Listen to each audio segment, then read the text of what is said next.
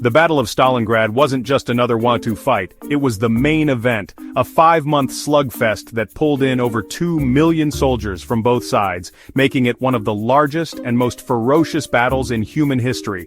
The cost was staggering, with nearly 2 million casualties, soldiers and civilians alike, caught in the relentless crossfire, their lives forever changed or lost in the chaos.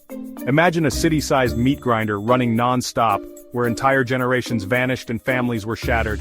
Stalingrad became a graveyard of hopes, dreams, and futures, swallowed by the unending violence. This wasn't a clean fight, it was chaos, block by block, room by room, a brutal struggle for survival. Every shattered wall and ruined basement became a battleground with soldiers fighting for inches of ground. The German Sixth Army, once the pride of the Wehrmacht, was thrown into this inferno and utterly destroyed. Their defeat marked a turning point, shattering the myth of Nazi invincibility. Stalingrad became the ultimate showdown, a city named after one dictator, targeted by another, and defined by relentless brutality. The city's ruins echoed with the sounds of artillery, gunfire, and desperate resistance. For 163 days, it was the epicenter of the world, where the fate of nations was decided with every bullet and every crumbling building.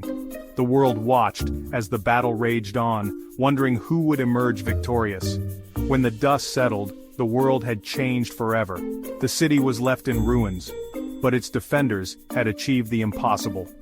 Stalingrad isn't just a dot on a map, it's where history held its breath, and the tide of the biggest war in history turned.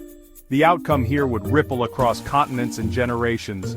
The story of Stalingrad is about an army vanishing, and the war's momentum shifting through sheer human grit. It's a testament to endurance, sacrifice, and the will to survive against impossible odds.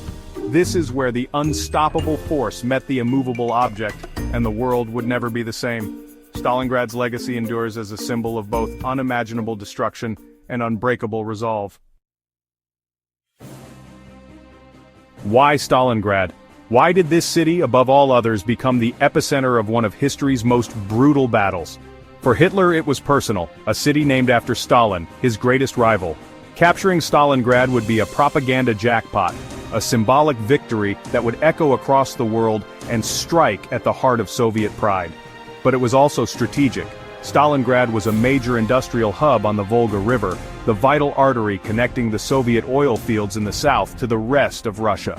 Whoever controlled Stalingrad controlled the flow of fuel, weapons, and supplies. Seizing it would choke off Soviet resources, disrupt their supply lines, and cripple their war machine, potentially turning the tide of the entire Eastern Front. For Stalin, losing Stalingrad would be catastrophic, a devastating blow to morale and a sign the motherland was on the brink of collapse. The city bore his name. Its loss would be personal and national humiliation. His infamous "not one step back" order made retreat unthinkable. Soldiers faced execution if they fled. The Red Army was forced to stand its ground, no matter the cost.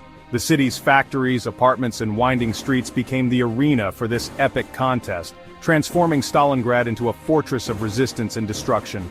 Traditional tactics collapsed. Savage, close-quarters combat took over. Every building, every room became a battleground. For Hitler, it was pride and propaganda. For Stalin, survival and defiance. Both leaders saw the city as a test of their willpower and vision. The stakes were existential, and both leaders were all in. Their armies and their nations would pay the price. Stalingrad became a concrete jungle where every block was a battlefield, every street a deadly maze of ruin and resistance. The result? A clash of wills fought with a ferocity rarely seen in history, where neither side dared to yield an inch. The city's fate would shape the fate of the entire war, and the world would never be the same.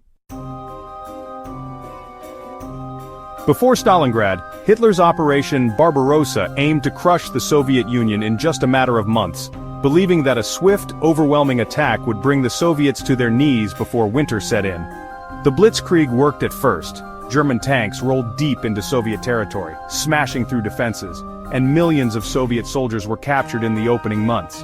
But Russia's vastness, brutal weather, and stubborn resistance soon stalled the advance. The endless steppes, poor roads, and fierce Soviet counterattacks began to sap German momentum. By 1942, the Germans shifted their focus south, targeting the oil-rich Caucasus to fuel their war machine, and the city of Stalingrad stood directly in their way, a key strategic and symbolic prize.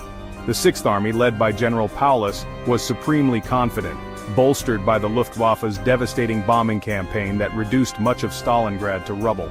The city became a hellscape of shattered buildings and smoke, but ironically the ruins favored the defenders, giving them endless places to hide and fight. Instead of breaking Soviet resistance, the destruction created a perfect defensive maze, turning every block and basement into a fortress. German tanks bogged down in the debris. Soviet snipers and small squads thrived in the chaos, picking off invaders from the shadows. The plan for a quick victory backfired. Stalingrad became a grinding street-by-street brawl, with every ruined building fiercely contested. The Germans, used to fast-moving warfare, were dragged into a nightmare of their own making, forced to fight for every inch in a city of death. The Rat War had begun, and the invaders were now trapped in the ruins they'd created, facing relentless Soviet resistance at every turn. Stalingrad was no longer just a target. It was a trap, a deadly labyrinth that would consume thousands. The city's destruction became its greatest weapon, turning every pile of rubble into a shield for the defenders. The stage was set for a battle like no other, a brutal struggle that would decide the fate of the Eastern Front. Welcome to the Rattenkrieg, the Rat War, where battle lines were measured in meters, not miles. Soldiers fought for every floor, every room, every kitchen and stairwell. Soviet General Chuikov's tactics were simple: stay close to the enemy, neutralizing German air power and artillery. Troops moved through sewers and blasted holes in walls, popping up behind enemy lines. The factory district became a fortress. Red October, barricade, and tractor plants churned out weapons as battles raged inside. Tanks rolled straight from assembly lines into combat, sometimes crewed by the workers who built them. Snipers like Vasily Zaitsev became legends, but most fighters were anonymous, locked in a desperate struggle. Every pile of rubble was an ambush, every shadow, a threat. The Germans, masters of blitzkrieg, were now trapped in a claustrophobic nightmare. In Stalingrad, the defenders turned ruins into weapons, and the invaders became the hunted. The city itself fought back. For those trapped in Stalingrad, life was stripped to hunger, fear, and cold. Food was scarce. Soldiers boiled leather for soup, risked sniper fire for water, and disease spread unchecked. The constant roar of battle made sleep impossible. Death could come from anywhere, at any moment. Civilians who stayed became part of the defense, digging ditches, nursing the wounded, repairing equipment. Women and children endured the same dangers, sharing their last crumbs and hope. Soldiers from across the Soviet Union forged unbreakable bonds, relying on each other for survival. Comradeship was everything. The fight was as much for each other as for the motherland. In the chaos, gritty solidarity became the city's backbone. Stalingrad's defense was built on human connection and sheer willpower. Against all odds, that spirit held the line. As autumn turned to winter, a new enemy arrived, the Russian cold. The Germans, expecting a quick win, were unprepared. Summer uniforms, no boots, no gloves. Frostbite and exposure killed thousands. Equipment froze, tanks and radios failed. The Luftwaffe was grounded, unable to resupply the trapped army. The once mighty German war machine was paralyzed by the weather. The Soviets, used to brutal winters, were ready. Quilted uniforms, felt boots and weapons built for the cold. Siberian soldiers used snow for camouflage, launching surprise attacks in blizzards. The T-34 tank thrived where German panzers stalled.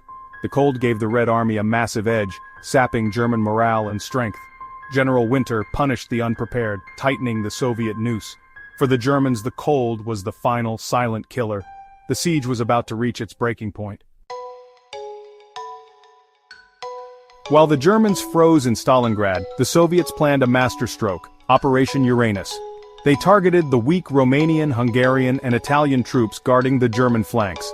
On November 19, 1942, two massive Soviet armies smashed through, encircling the entire Sixth Army. In days, over 250,000 Axis troops were trapped.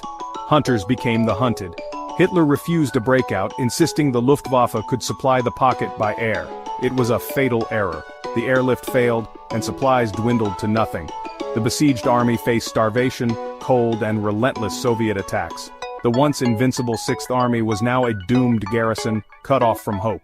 The news shocked Germany, but Hitler's stubbornness sealed their fate. The Soviets tightened the ring, preparing for the final blow. The tables had turned. Stalingrad was now a German prison. The end was inevitable. Inside the cauldron, the German Sixth Army's situation collapsed. Starvation, disease, and cold claimed thousands. Rations dwindled to crumbs, men ate horses, pets, even rodents.